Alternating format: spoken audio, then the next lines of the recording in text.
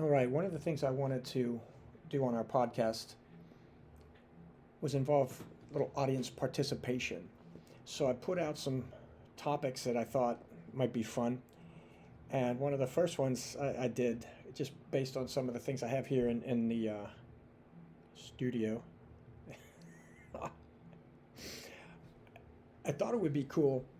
Uh, Military, government, everybody has team coins or patches or things like that, memorabilia.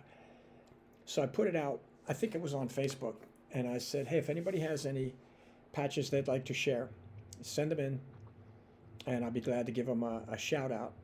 So I'm going to do this a little bit more in depth when we actually launch, but I thought it'd be kind of cool. This is very cool for me personally. These come from a dear friend of mine who I went to elementary school, whom I attended elementary school with at St. Raphael's. Go Raiders! Actually, I don't think St. Raphael's exists anymore. I mean, the saint himself, he exists, but I think the school closed down a couple years ago. But that's another topic. But anyway, Mary and I have been friends since elementary school, all through high school, and people grow up, go their separate ways, and whatnot. So when I put that out, she responded and she said, "Hey, my husband Ken served in Vietnam as a ranger." So I thought that was awesome. So I received these patches recently, the Vietnam tab, which I think is very very cool. There was a little bit before our time, especially as it pertains to the ability to serve. But Ken was a ranger in Vietnam. So in addition to the Vietnam tab, she sent a ranger tab, which is extremely cool. I have a lot of friends who came from Ranger Regiment, and but none except Ken, who I know that actually served in Vietnam. Very very cool.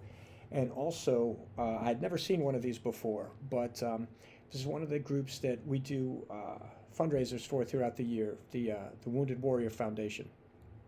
All right, and I do remember a dear friend years ago.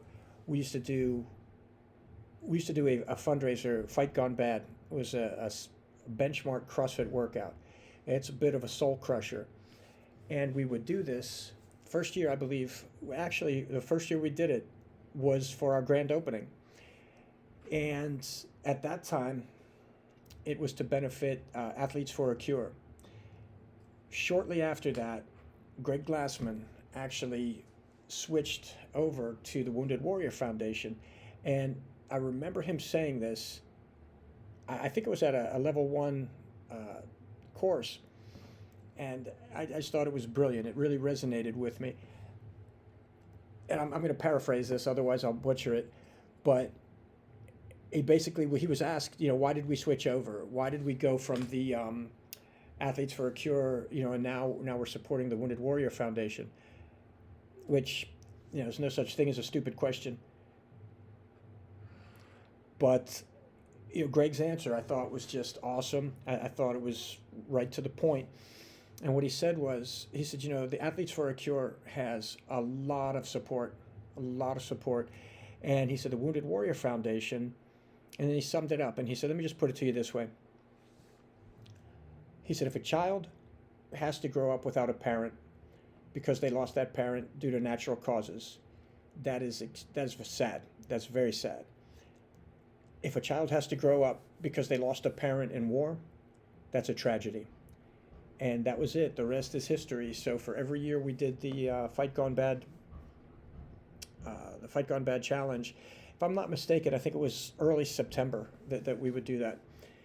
We raised a lot of money over the years for a very, very good cause. So I never saw a patch like that before. So I thank you very much, Mary and Ken, and thank you for your service.